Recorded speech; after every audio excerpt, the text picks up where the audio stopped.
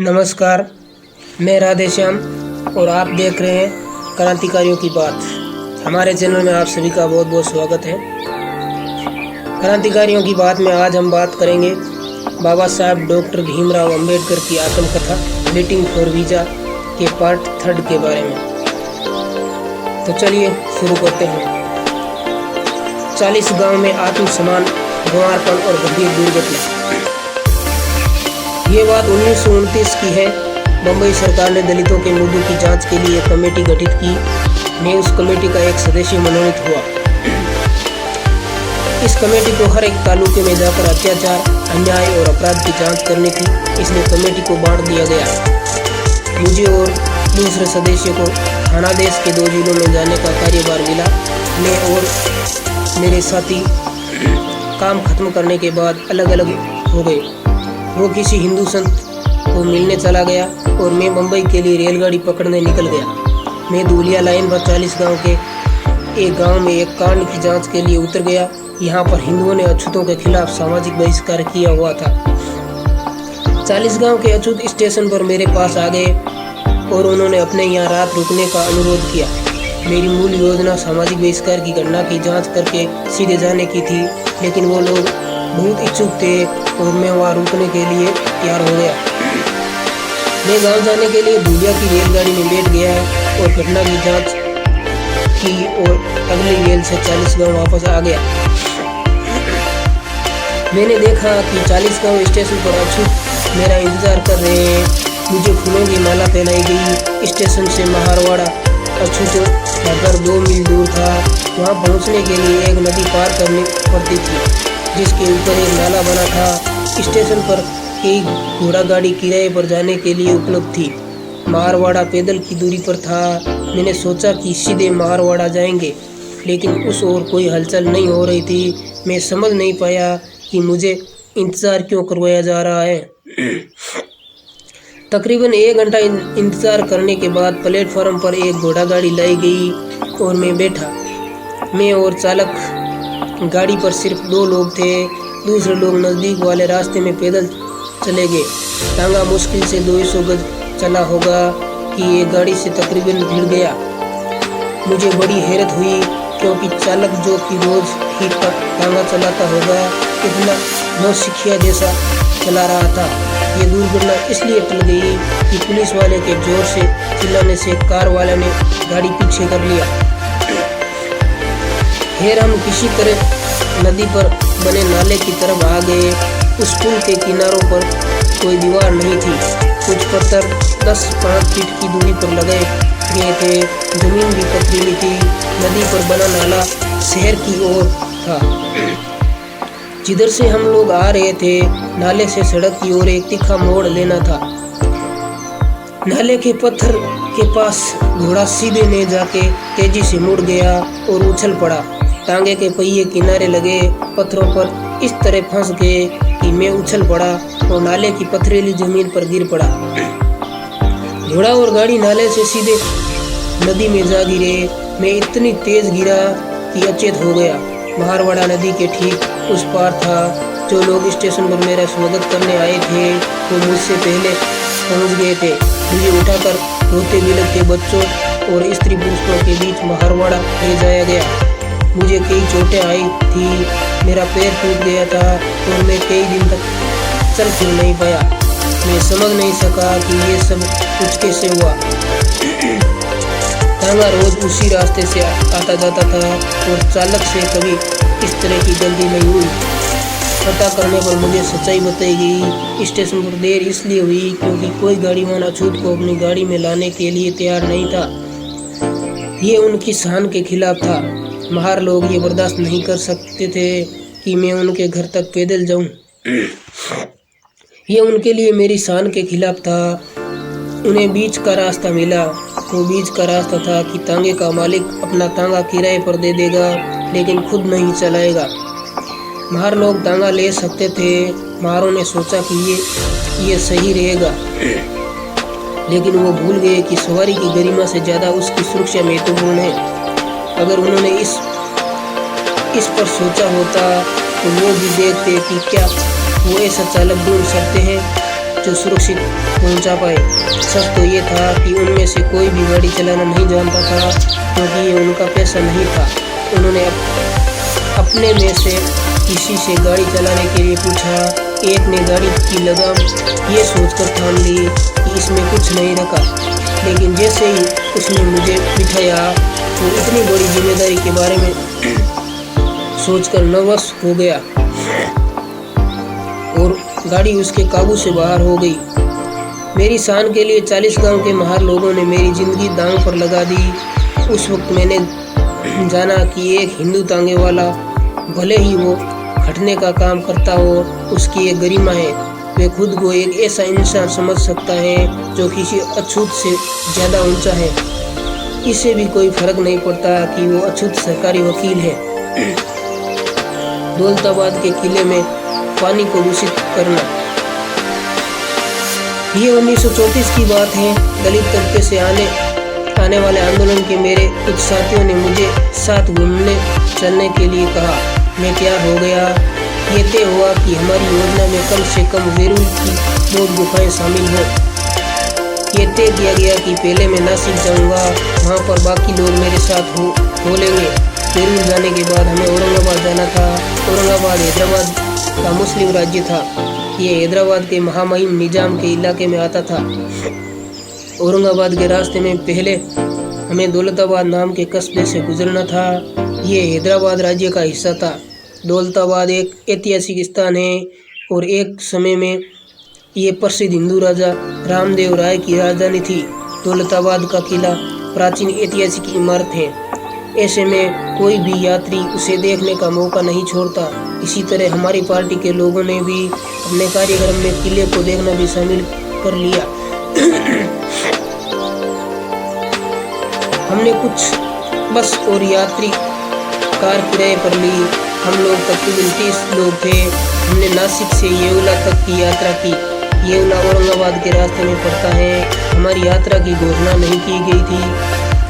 जाने बुझे तरीके से चुपचाप योजना बनी थी।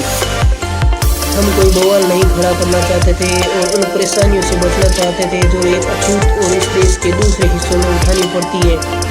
हमने अपने लोगों को भी जिन जगहों पर हमें रुकना था वही जगह बताई थी। इसी के चलते निजाम राज्य के कई गांवों से गुजरने के दौरान हमारे कोई लोग मिलने नहीं आए। दौलताबाद में निश्चित ही अलग हुआ। वहाँ हमारे लोगों को पता था कि हम लोग आ रहे हैं। वो कस्बे के मुहाने पर इकट्ठा होकर हमारा इंतजार कर रहे थे। उन्होंने हमें उतर कर चाय नाश्ते के लिए कहा और दौलताबाद किला देखने का तय किया गया।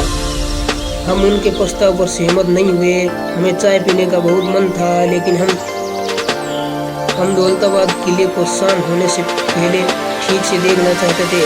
इसलिए हम लोग किले के लिए निकल पड़े और अपने लोगों से कहा कि वापसी में चाय पियेंगे। हमने ड्राइवर को चलने के लिए कहा और कुछ मिनटों में हम किले के फाटक पर थे। ये रमजान का महीना था जिसमें मुसलमान व्रत रखते हैं। फाटक के ठीक बाहर एक छोटा टैंक पानी से लबालब भरा था। उसके किनारे पत्थर का रास्ता भी बना था। यात्रा के दौरान हमारे चेहरे, शरीर, कपड़े धूल से भर गए थे। हम सबको हाथ मुंह धोने का मन हुआ। बिना कुछ खास सोचे हमारी पार्टी के कुछ सदस्यों ने अपने पत्थर वाले किनारे पर खड़े होकर हाथ मुंह धोया। इसके बाद हम फाटक से किले के अंदर गए।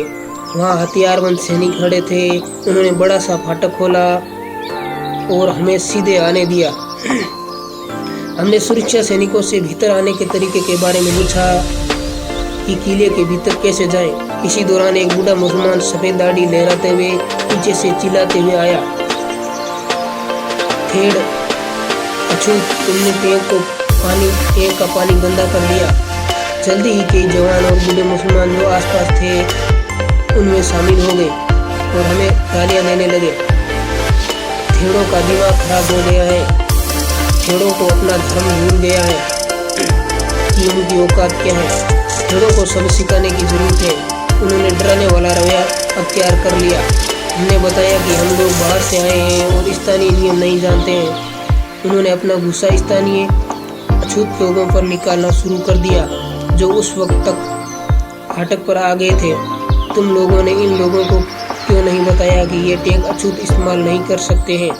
ये सवाल वो लोग उनसे लगातार पूछने लगे। बेचारे लोग, ये तो जब हम टैंक के पास थे तब तो वहाँ थे ही नहीं। ये पूरी तरह से हमारी गलती थी, क्योंकि हमने किसी से पूछा भी नहीं था। स्थानीय अछूत लोगों ने विरोध जताया कि उन्हें नहीं पता था, लेकिन मुसलमान लोग हमारी बात सुनने को तैयार नहीं थे। वे हमें और उनको गाली देते जा रहे थे। वो इतनी खराब गालियाँ दे रहे थे कि हम ये बर्दाश्त नहीं कर पा रहे थे। वहाँ दंगे जैसे हालत बन गए और हत्या भी हो सकती थी, लेकिन हमें किसी भी तरह खुद पर नियंत्रण रखना था। हम ऐसा कोई आपराधिक मामला नहीं बनाना चाहते थे जो हमारी यात्रा को अजीब तरीके से खत्म कर दे। भीड़ में से एक मुसलमान नौजवान लगातार बोले जा रहा था कि सबको अपना धर्म बताना है। इसका मतलब कि जो अछूत है वो टैंक से पानी नहीं ले सकता। मेरा धैर्य खत्म हो गया। मैंने थोड़े गुस्से में पूछा, क्या तुमको तुम्हारा धर्म यही सिखाता है? क्या तुम किसी अछूत को पानी लेने से रोक दोगे अगर वे मुसलमान बन जाए? इन सीधे सवालों से मुसलमानों पर कुछ असर होता हुआ दिखा। उन्होंने कोई उत्तर नहीं दिया और चुपचाप खड़े रहे।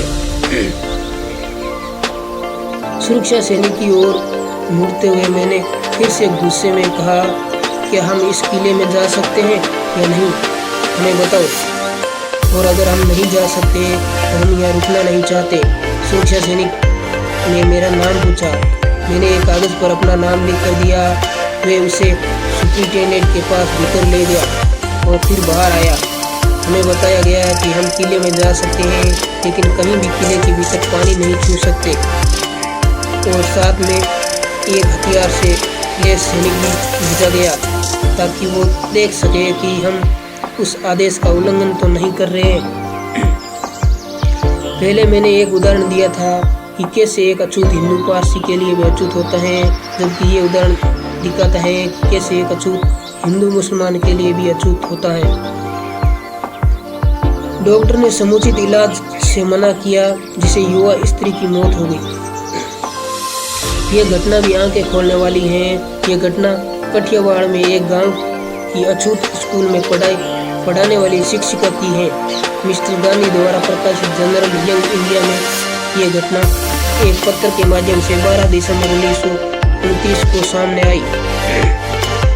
इसमें लेखक ने अपने निजी अनुभव की कैसे उसकी पत्नी, जिसने अभी बच्चे को जन्म दिया था, हिंदू डॉक्टर के ठीक से उपचार नहीं करने के चलते मर गई। पत्र कहता है, इस महीने की 5 तारीख को मेरा बच्चा हुआ था और 7 तारीख को मेरी बीवी बीमार हो गई। उसको दस्त शुरू हो गई, उसकी नब्ज धीमी हो गई और छाती फूलने लगी। उसको सांस लेने में तकलीफ होने लगी और पसलियों में तेज दर्द होने लगा। मैं एक डॉक्टर को बुलाने गया, लेकिन उसने कहा कि वह एक हरिजन के घर नहीं जाएगा और न ही एक बच्चे को देखने के लिए तैयार हुआ।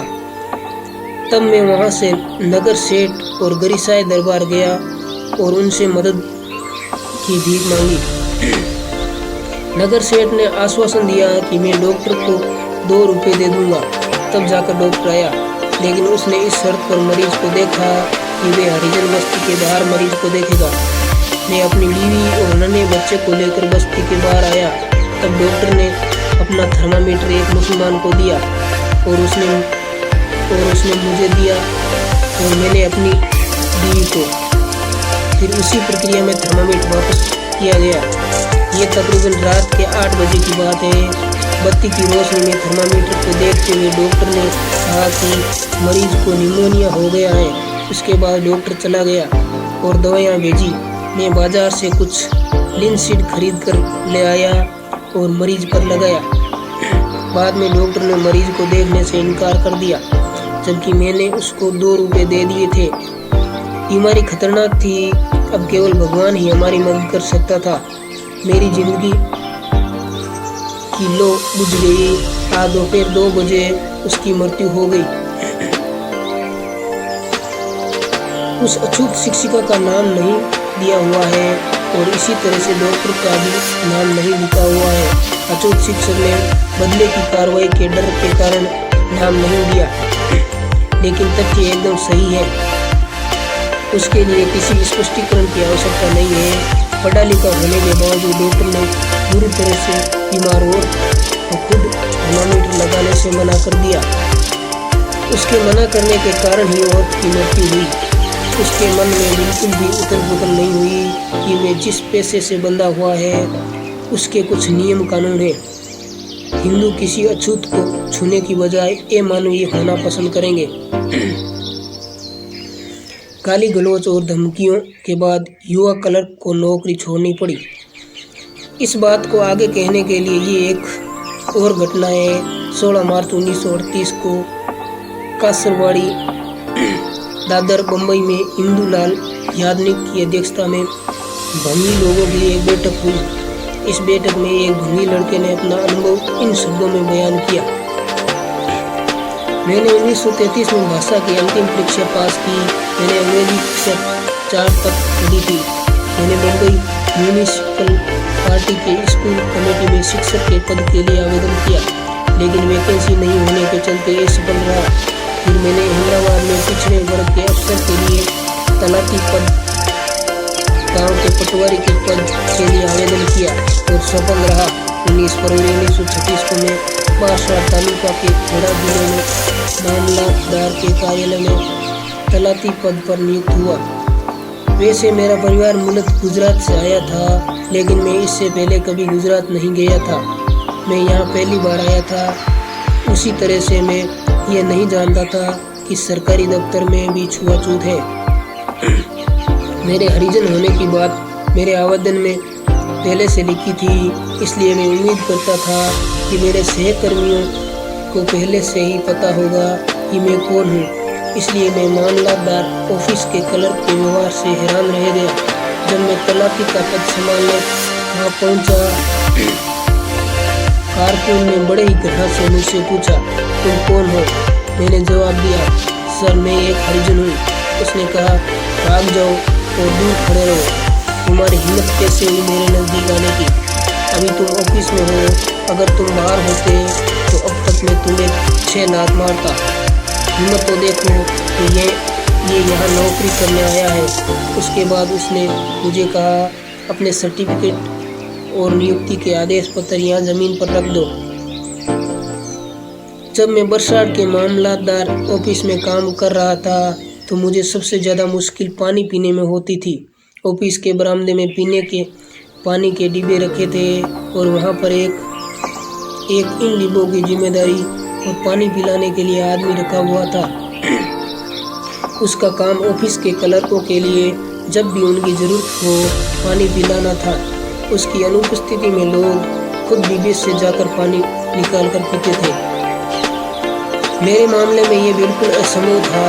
मैं उस डिब्बे को छू नहीं सकता था। मेरे छूते ही वे पानी दूषित हो जाता था, इसलिए मुझे पानी पिलाने वाले की दया पर निर्भर रहना पड़ता था। मेरे इस्तेमाल के लिए एक खराब सा बर्तन रखा था, जिसे मेरे सिवाय न कोई छूता था और न कोई धोता था। इसी बर्तन में पानी वाला मेरे लिए पानी डाल देता था, लेकिन मैं पानी तभी दे सकता था जब वो पानी पिलाने वाला मौजूद हो। पानी पिलाने वाले को भी मुझे पानी देना पसंद नहीं था। जब मैं पानी पीने आ रहा होता था तो वे वहाँ से सरक लेता था। नतीजन मुझे बिना पानी पिए रहना पड़ता था। ऐसे 1-2 दिन नहीं थे, बल्कि कई दिन थे जिसमें मुझे पानी नहीं मिलता था। इसी तरह की दिक्कत मेरे ठहरने को लेकर भी थी। मैं बारसाड़ में अजनबी था।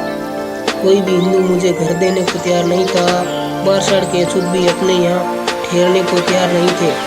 उन्हें भय था कि वो उन हिंदुओं को नाराज कर देंगे जिन्हें पसंद नहीं था कि मैं एक क्लर्क बनकर अपनी हैसियत से ज़्यादा रहूं। सबसे ज़्यादा तकलीफ मुझे खाने को लेकर हुई। ऐसी कोई जगह और ऐसा कोई आदमी नहीं था जो मुझे खाना दे सके। मैं सुबह शाम घास खरीद कर गाँव के बाहर किसी सुनसान जगह पर खाता था और रात को मामलतदार ऑफिस के बरामदे में आकर सोता था। इस तरीके से मैंने कुल 4 दिन बिताए। ये सब कुछ मेरे लिए असहनीय हो गया। तब मैं अपने पूर्वजों के गांव जंजाल चला गया। ये बलसाड से 6 मील दूर था।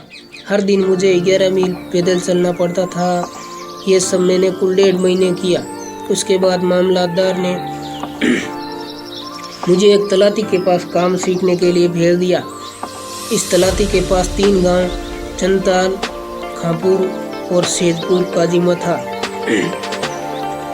जंत्राल उसका मुख्यालय था। मैं जंत्राल में इस तलाती के साथ 2 महीने रहा। उसने मुझे कुछ नहीं सिखाया। मैं एक बार बाप दादे गांव के ऑफिस में झाड़ू बहारू करते थे और तुम अब हमारी बराबरी में बैठना चाहते हो। देख लो, बेहतर यही होगा कि नौकरी छोड़ दो। एक दिन तलाती ने मुझे सेजपुर जनसंख्या सारणी तैयार करने के लिए बुलाया। मैं जंत्राल में सेजपुर गया।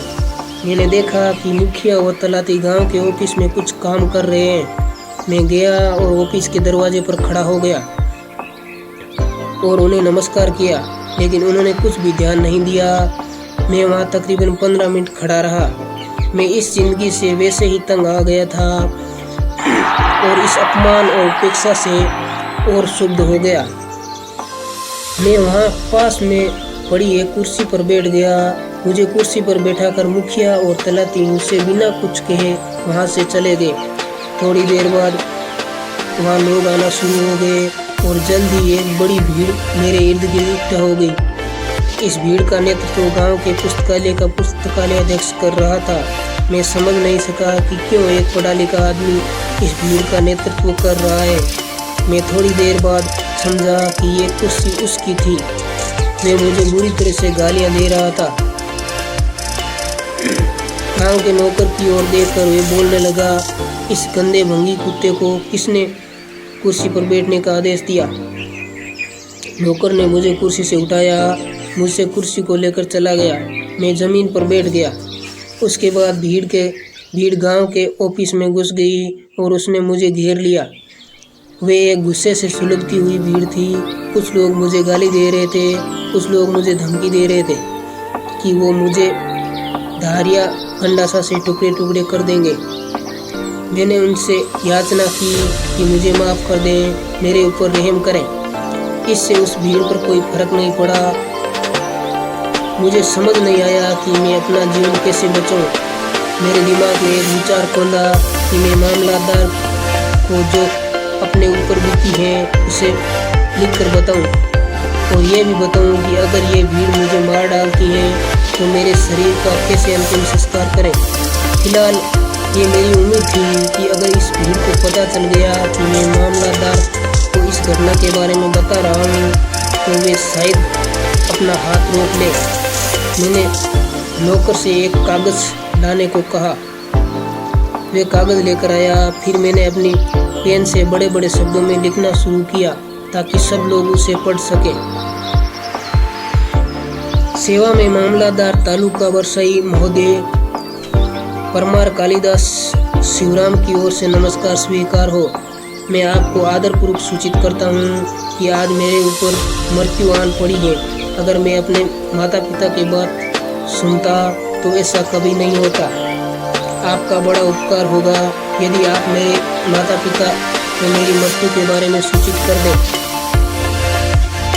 पुस्तकालय अध्यक्ष ने मेरे लिखे को पढ़ा और उसे फाड़ने का आदेश दिया। इस पर मैंने उसे फाड़ दिया। उन्होंने मेरी बहुत बेइज्जती की। तुम अपने आप को हमारा तलाती कहकर संबोधित करना चाहते हो। तुम एक धनी हो, ऑफिस में बैठना चाहते हो, कुर्सी पर बैठना चाहते हो। मैंने उनसे दया की भीख मांगी और वायदा किया कि ऐसा कभी नहीं करूँगा और यह भी वायदा किया कि नौकरी छोड़ दूँगा। मैं वहाँ रात के 7 बजे तक भीड़ के छंट जाने तक रोका गया। तब तक तलाती और मुखिया दोनों नहीं आए। उसके बाद मैंने 15 दिन की छुट्टी ली और अपने माता पिता के पास बम्बई लौट आया।